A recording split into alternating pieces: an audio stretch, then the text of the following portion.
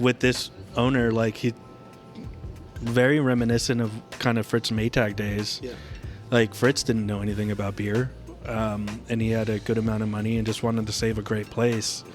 That it seems poetic that this guy's trying to do it. And I haven't found anything bad about this guy so far, and I've been digging.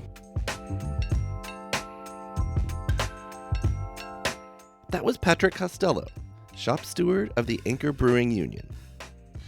I'm Jeff, and this is Storied San Francisco, a podcast all about the artists, activists, and small businesses that make this city unlike any other. Welcome to this last bonus episode of Season 6.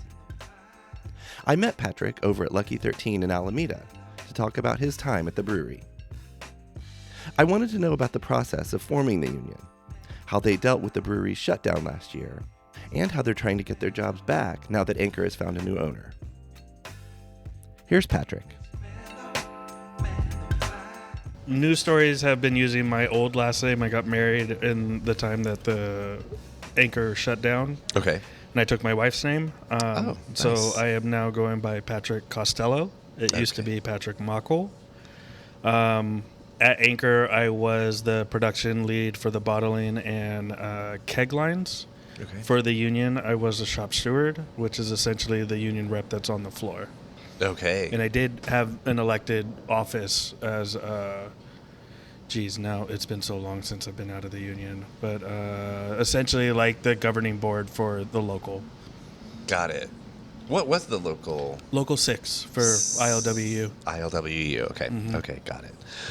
Okay, cool. Well, let's quickly do a backstory for you, where you're from, maybe your... I don't know, like how you came to love beer and how you, and then definitely how you came here if you're not from the Bay Area, then how you found yourself at Anchor Brewing. Yeah, so I've gotten asked this question a lot of times and have a story that's compact. I like stories. It's right there in the name of this podcast. So my mom and dad met at a house party in the Mission back in the 80s. My dad was stationed out here on Presidio. My mom was coming here from Nicaragua. Met at that house party. My dad would not leave her alone, and essentially the rest is history. Do you know where the party was? Like I don't. Cross streets? No, Okay. I don't. I wish I did. I love my parents, but I feel like they're not telling me everything they did in San Francisco in the 80s. But in a way, that's like they have to keep some of it mysterious, right? I guess, yeah. Just look, you're here, dude. Yeah.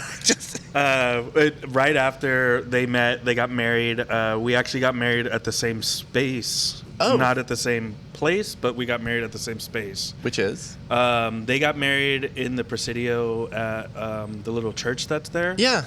We got married at the Tunnel Top Parks. Oh. Yeah. So funny coincidence. I have a bonus episode that came out today about art at the Tunnel Tops. Yeah, no, it's a beautiful park. Beautiful. And me and my wife, like, it's brand new, you know? Mm-hmm. And we take our dog out there, and, like, we just felt like it was perfect for whatever we wanted to do for our wedding. Right on. Really quick, but we ended up going to Bear Bottle afterwards. It would have been at Anchor, but, of course, that got closed. Bear Bottle over on Cortland, right? Yep, and they were super nice, great people. Yeah. Gave us a pretty good discount, and like it was just a big party. A lot of Anchor people were there. Everybody showed up in their jackets, which I loved. Yes. Didn't even tell them to do that. This must have been the last 3 years, right? 2 years that you got married. No, October. Of just this last year. Yeah. Okay. Well, I was just dating the Tunnel Tops because that opened, I think, in 22. Yeah. Right. So since then, we've been having our eyes on that spot for a while. Yeah. But so parents met. I ended up getting born in Germany because I'm an Army brat. We moved back. Couldn't afford to live out in the Bay Area once we had my little brother who was born at SF General. Ended up moving to Sacramento. Okay. Bay vibes, but not the Bay. Not really. Yeah. It's very hot. They have seasons and shit. Yeah. always felt like I was a little out of place in Sacramento. I still call that home, but moved out here pretty much right after I graduated high school. Okay. Was trying to find my way out here. I still have family out here. Yeah. My mom has a couple of sisters and a brother. Did you spend time as maybe a teenager or Yeah. even a little kid? Yeah. over here? My mom would always drive us out here every weekend, so I was very familiar with what the Bay was back in the 90s and early 2000s. Okay. Which I remember way back then that there was not really traffic. That's one thing that I remember. Now that's not really a thing. Yeah. It was back then one more way to separate ourselves from LA. Right. And now Yeah. we're like, we lost that card. Yeah. Yeah. But ended up moving back out here. Essentially just fell in love with the place. And What year did you move to the city? I want to say around 2010. Okay. And sorry, I just assumed it was SF. Did you move to San Francisco? No, I moved around a lot. Okay. Yeah. I was almost homeless at one point. Okay. And had some good friends that helped me out with that. Yeah. But just shows the dedication that I wanted to be out here. Right. Eventually, I landed a pretty good coffee shop job working at Farley's on Potrero Hill. Hell yeah. Worked love there that for a place. good amount of time. That's where I first got to meet some of the Anchor workers. Okay. Jerry was the guy who I met a lot of the time. But he used to always come in his white jumpsuit, and he was one of the maintenance workers. And he would come in and bring a case of beer because we would give them free coffee all the time. Oh, nice. Because he was great to talk to. He was just cool, kind of biker, surfer kind of guy, super chill and laid back. One day, I was talking to him because, we shoot the shit a couple of times. And he mentioned, like, hey, we're opening up a bar at Anchor. You should try and apply. Like, I think you would fit. And I was like, okay, cool. I'll go down there. Had you been before? Like on the tour or anything? No. Okay. No, because back then I remember we wanted to go on tours, but it was so booked up that Yeah, it was months Yeah. before. And like I'm like a mid-20s kid. I'm not going to wait a month to go to a brewery. Right. I will say, because I want to get it on record, that before the tap room opened and the tour was the only way to go, it was fucking awesome. Like, I'm a little older than you, and I guess I had patience to wait, but like just being in this iconic space that was also beautiful, and it ended in that room that wasn't open to the public. That was just super special. I did that a few times and took out of town guests and stuff. It was special. Yeah, they had that one. They called it the Yard over by the ballpark. Yes, too, but that wasn't. That was different. It was kind of just like an extension of what the Giants were, and we were kind of invited to be there. Yeah. But yeah, the first time I went down there, packed, like line out the door. And this was at the tap room. At the tap room, and you could tell like they were struggling. Like they couldn't keep up with the demand. Yeah. And the manager at the time was like, "Nah, we don't need help." And I was like, "Okay, cool. I'll see you in a week." And he was like, "Nah, I don't think you understood. Like, we don't need help." And I was like, "Yeah, no, I don't think you understand. Like, I will be here in a week." And this happened at least 3 or 4 times. I think I had like 4 different interviews before they figured out that like they weren't going to get rid of me. Like I was just going to keep showing up. You were like your dad with your mom at that party. Exactly, right? There you go. I'd learn it from the best, Yeah. And eventually they got me hired as a bar back. I saw that place. Had you bartended before at all? No. But you were like, I hate the word barista, but like you were working at a coffee shop. You were in service. And stuff. I've been in service for pretty much the whole time I've been out in the Bay Area. Got it. And as a bar back, essentially you're just washing glasses and like helping out with kegs. And dear Lord, was it busy when we started, especially because the Warriors were starting to win. And we were kind of killing it during that time. But did that for a couple years, worked my way up to become a bartender, did that for a couple years, and then COVID hit. We lost a lot of our front service jobs, and we were union at the time, which I could go into a little bit deeper later. But sure. So the tap room closed, but the brewery was still going. Shifted. Yeah, it was still gears. going. Yeah.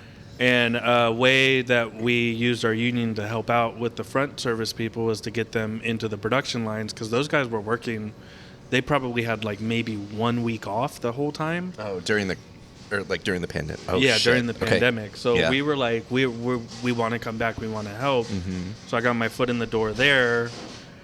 And then things started to open up, and I did this like half production, half bartending thing. And we ended up losing a production lead, and nobody wanted to step up to the plate. And I have no experience working with the machines, but I knew that the team that was there, we all trusted each other.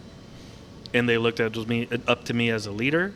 So I decided I'm just going to throw my hat in the ring and go into it. Definitely had a couple people that were just like, probably not going to cut it. I think the first like couple of paychecks, I was clocking in like maybe 100 hours a week kind of thing. Like Okay. I was going pretty much like from the beginning until the end of the production lines, just so I could get as much info as I possibly could and learn as much as I possibly could. I know a good amount of how that line runs now. There's always something to learn with that line. You're essentially working a working museum. Right. So there's always things that break down, and we have to fabricate things, and I'm so happy that we had a maintenance department to help out with that. Yep. But that's where we ended up towards the end. Okay. And you mentioned that I think it was when you said when the pandemic started that y'all were already union. Is that correct? Yes. Do you want to give, because I think listeners might be interested, give the backstory of how the union came about? Yeah, so the union there has been one attempt before we actually were successful with it this time around. It was a couple years before, but there wasn't as much education that was put into it. So it didn't work out, but the union talk was always around because management at the time wasn't really paying attention to the workers' demands. Is this under previous owners? Previous owners. Okay.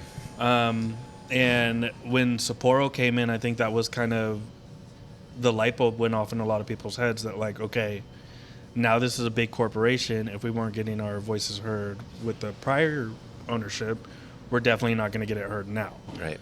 So a big what do they call it? Like almost inoculation campaign, which essentially is just education on what the union is and teaching people, like essentially reteaching them what they've been taught outside, that unions aren't really that bad. Unions aren't the boogeyman. Like countering the doomy narrative. Yeah, exactly. Yeah. It's really hard to do that, especially in America where everything is rugged individualism. Right. But we ended up winning a pretty solid amount. It was a really tough campaign, but we were so organized that we essentially had the ownership on their heels the whole time that we were able to win it by sheer organizing everybody, you know? Is forming a union something you can talk about like succinctly and briefly? Because, you know, for those who've never done it, I think even for people who have maybe joined unions but not been at the beginning of the formation, it's sort of a like, how do you even start it? Do that? Yeah. How does that work? Yeah, so the way that we did it is we had certain groups of people that had their own groups of people. So it wasn't just one person doing everything, right? My responsibility at the time was getting the bar staff organized, which is really tough because you don't see that often. And we were so small, but we were such a big face of what the company was. So right off the bat, we were actually like, they had an underground campaign for about a year, and we didn't get into it until maybe 3 months until it was public, because they didn't think we were part of what the company was, which shows the kind of divide that we had at the time. Right. But I remember I got a tour guide come up.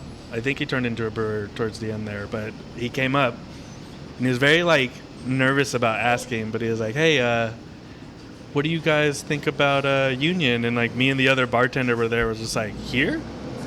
yeah, of course. What the hell? Like, of course we'll do that. It was like, oh shit. Like, okay. Like, well then here's this, this, and this. And we met with our organizer, Augustin Ramirez. Was that someone from the inside, or? He worked for the ILWU. Got it. He was a Northern California international organizer. Okay. Great dude. He retired very recently. He was actually at my wedding, which is cool that he showed up. But he told us kind of what was up. We started something called a map, which is essentially a list of all your coworkers and a ranking scale from 1 to 5.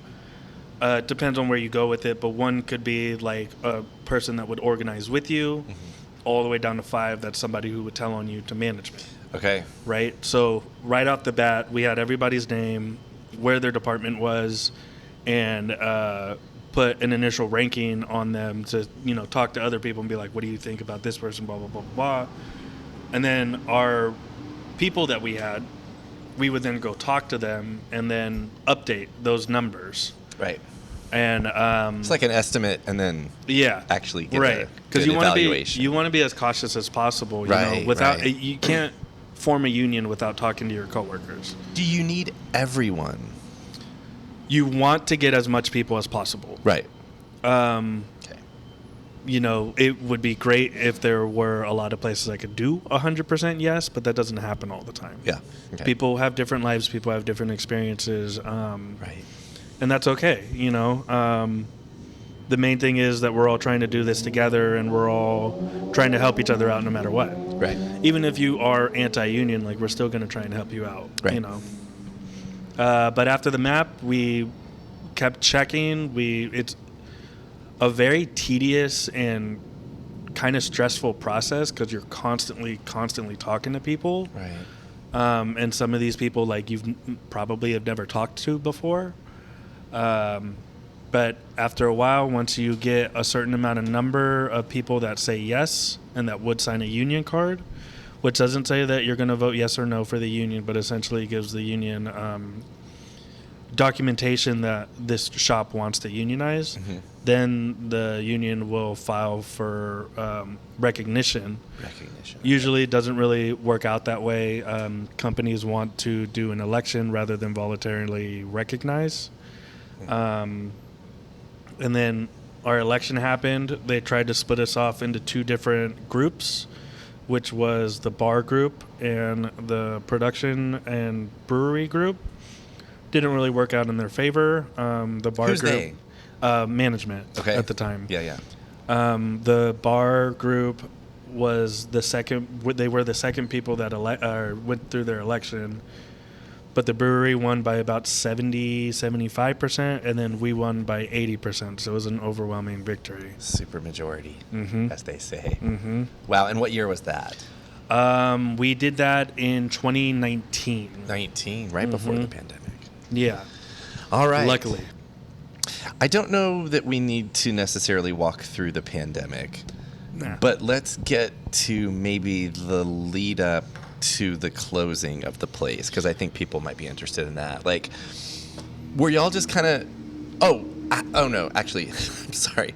One thing I do want to know, the rebranding, the relabeling. Oh, man. Can we talk about that? Yeah. I don't think it was you. No.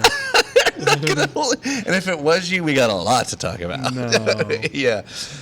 Yeah, this question was a tough one when it happened. Sure. Right? Sure. Because the union itself has always taken a pride in just like, we're workers here, but we also have a voice, and we know how to use social media pretty well. Granted, there might be some mistakes that we do being a little bit too loud, but that also shows that, like, we're dedicated. Passion. Yeah, we're passionate about our workplace. Yeah. When the rebrand happened, we knew it was coming. We really didn't get in a room with the people that were doing it until it was already decided. Right. Everyone that was in the room weren't very happy about it, didn't feel that it was the right move, but I think at the time some people were like, if this is going to try and get us a little bit of life, sure, because Anchor was struggling. Okay. They were like, all right, we'll just see what happens. But there were definitely some voices that were just like, this is the stupidest thing that I've ever seen. Yeah. Our reaction was, let's just see what the public says about it, and we'll just stay quiet for a couple weeks, maybe a month or two, and then we might say something. And as everybody figured would happen, Anchor got flamed for it. They decided to defend themselves, and when you defend yourself as a company with a move like that, probably not a good idea that it happened. Like damage control. Yeah. We came out with this statement on our union accounts, talked to everybody about it, said this is what we're going to say. Pretty neutral in regards of it. All we were saying was essentially we weren't part of it. We weren't asked about our opinion about it until it was too late, and that this wasn't of our doing. Yeah. The workers weren't behind this. Yeah. We got flamed a little bit online about it. A lot of people were saying, why do we care what workers think, blah, blah, blah, blah, blah. And then, down the line, like to where we are now, I remember seeing a post up about it, about everybody always talks about the rebrand as like the one thing that killed it, and it's not. No. It's not. But somebody posted, like, why didn't the workers say something? I remember reading a comment saying that, like, well, they did, but everybody flamed them for it. So the internet's a special place. It is. And it's a very unique environment. Yeah. I say this as a podcaster. Exactly. Yeah. But I mean, like, it is what it is. Like, it was still the same product. We still worked pretty hard to do it. Like, we didn't change the way that we did it. The recipes were the same. It was just I think it was just a shot in the dark upstairs that they were trying to revive it in some way. Yeah. I'll say as a fan and I guess, consumer of Anchor, I just straight up didn't know what it was when I saw it. I was like, I think I had to put together, I was like, wait, but those other beers that used to be right here, they're not here. Okay. Yeah, it was a shock. Yeah, there's a couple of screenshots that some of us were taking, and my favorite one was how do you gentrify a beer brand? Yes, and I was like, that's I love great. It. Yeah, yeah. Especially San Francisco with everything that's happening there. Yep. But it is what it is. Okay, well, let's see, and this is obviously, like, if you're cool talking about this, but, like, the shutdown. Yeah, so, like, we all saw the writing on the wall there. We all knew it was going to happen at some point, just the way that things were going. We saw that certain orders started to slow down. We tried to automate one of our lines, and it wasn't really working too well. Like a production line? Yeah. Okay, like robots? Yes. Oh. 2 robots. Oh. And supply chain issues were cause of the kind of delay. Things were breaking down a lot. We were kind of just hiring people like all the time because people would leave. I think at one point we had like a temp agency that we had to use, which, wow. Dear Lord, I hope we never do that again, because working with temp workers in that kind of facility is so hard. Yeah.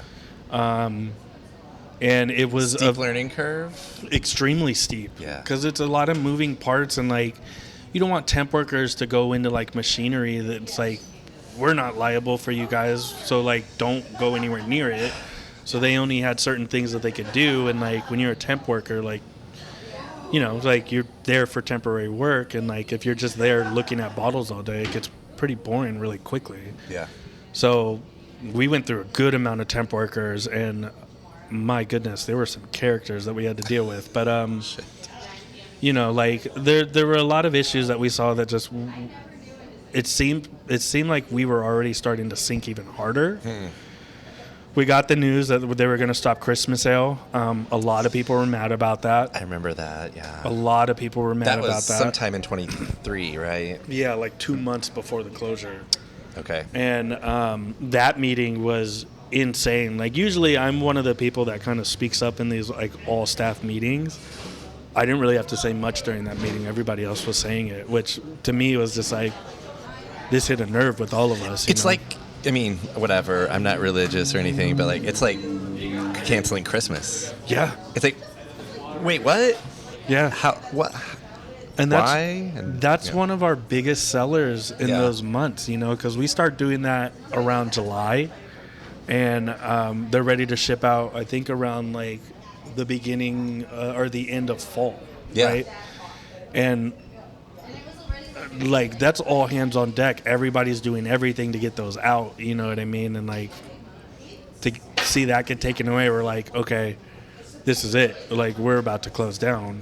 And then the next month, we get the news of, like, we're only going to California. And it's like, that meeting, I think everybody was kind of just like, this is it. Yeah, it's like petering out. Mm-hmm. And closed down a little bit after that. A lot of us, when we heard the news, it was at 4 or 5 o'clock in the morning, assuming because it's going off of Japan time. And that day, like, was a pretty sad day for a lot of us. There was a lot of crying. Some people were pretty mad. A lot of drinking was involved. Sure. We all kind of just holed up in the building and didn't want to go outside because we know there were just reporters swarming us. And I had to talk to a couple people and just be like, just don't say anything. Because you don't want to be on record for anything. You don't want to say something stupid. Just, we know what's going on. Let's just stick with ourselves. And the next couple of weeks, like, we were,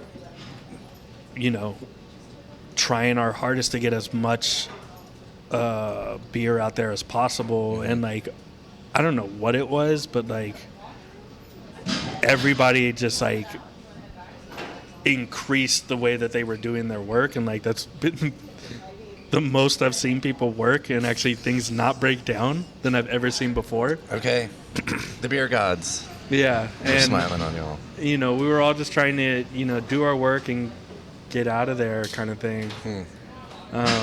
I was there for the last night of the bar being open because that's where I started. Right. And I was like, I'll just work for free. I don't care. Just get me in there. You don't, like, I'm not going to jump in the tip pool or anything. I just want to be here for the last day. Mm-hmm. And it was such a bittersweet, shift. Like, it was sad, but it was also very happy to see some regulars come in and, like, talk with them and, like, say our goodbyes and, like, just have a great time with everybody. Shout out to the bar staff because they were getting a line out the door the whole time once that closure happened. Yeah. But yeah, that's where we're at. And then, so what happens to the union after that point? Yeah, so right now we don't know. We're hoping that this guy, Hamdi Ulukaya, the guy who started Chobani, he's mentioned before in the press that he wants to hire back as much people as possible.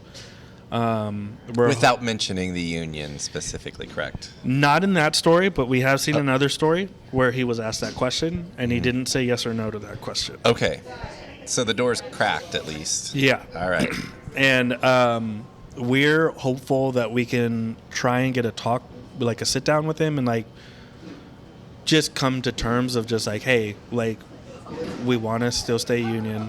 We want our jobs back. We want to work with you and be more of a kind of team player versus what it was with Sapporo, and try and explain that, like, the union isn't a bad word. It wasn't the thing that killed the company. If anything, it was something that tried to keep as much experienced workers as possible still on the payroll, and try and work out a deal to see if we can come to terms. But we still haven't gotten a sit down with him. Yeah. So you've asked. We've gotten in contact with some of his representatives. Okay. And there's only a few of us that are working on it at the time right now because you have way too many cooks in the kitchen. Things just start to get really confusing. Democracy's messy and slow and once we actually get, like, a sit down with him and can get an understanding of this timeline of where we're at and what the future holds, then we could start bringing in a little bit more people. But we also understand, you can't just start that brewery up right off the bat. There's so much things that are involved that are just behind closed doors, It's more than just flipping a light switch. Exactly. A lot more. Yeah. I mean, granted, if you bring all of us back, we'd probably be the fastest people to get that thing up and running, but we understand that too. You know? Yeah. Business. Yeah. I guess you have to leave room, like for me, if you don't understand business, you're like, well, I guess there's business shit Exactly. involved. Patrick, are you hopeful? I am Cautiously optimistic? Yeah, that's the word. That's the Yeah. phrase I was going to say. I'm cautiously optimistic. I think with any of the people that were in the running, because we were also part of the group that wanted to do the co-op. Right. But we were getting blown out of the water, which is understandable, you know. You mean money-wise? Money-wise. Bid-wise. Bid-wise. Right. Which is understandable. We knew that was going to be a very big hill to climb. Yeah. But you know, like with this owner, like he very reminiscent of kind of Fritz Maytag days. Yeah. Like Fritz didn't know anything about beer, and he had a good amount of money and just wanted to save a great place. Mm-hmm. That it seems poetic that this guy's trying to do it. And I haven't found anything bad about this guy so far, and I've been digging. So, you know, I'm hopeful either way that, like, the place will come back. I'm very hopeful that, like, we can come to an understanding with the union, because the union did help make that place a little bit more coherent and have a little bit more accountability, you know. And in this day and age, you know, it's not the 70s or the 60s anymore where you can kind of just mess around and, like, pay your staff really well. You know, we kind of have to fight for it sometimes. No, you know, no harm, no foul. You know, business is business, but we just And have to beer look out isn't for what each it other. used to be in those days either. Yeah. Let's be real. And I hope this guy has a really good head on his shoulders to figure out what to do with this place, because it is a beautiful facility. It is a beautiful community that was built. But the industry right now is so hard, especially with breweries of that size. The smaller breweries are struggling as well, but not as much as, like, you know, the Drakes or the Lagunitas or the, you know, the regional breweries, you know what I mean? So I have faith, but we won't know until we talk to him.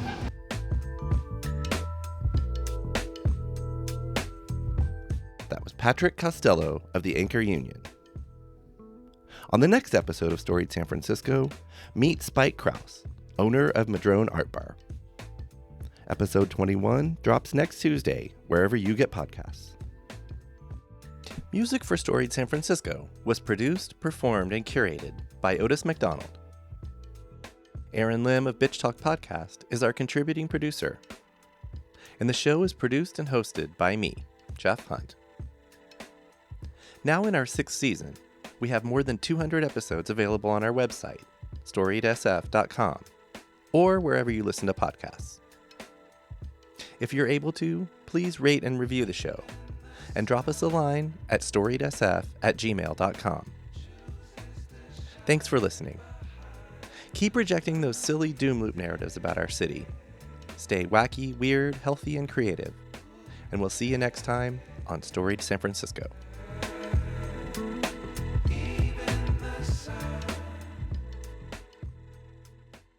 We acknowledge and respect the first humans of the unceded land we call San Francisco, the Ramaytush Ohlone. We condemn the genocide of these and other tribes across the Western Hemisphere. We honor their legacy and history, and we support rematriation and sovereignty efforts. This podcast is a proud member of the BFF.FM podcast network. Learn more at podcasts.bff.fm. BFF.FM, best frequencies forever.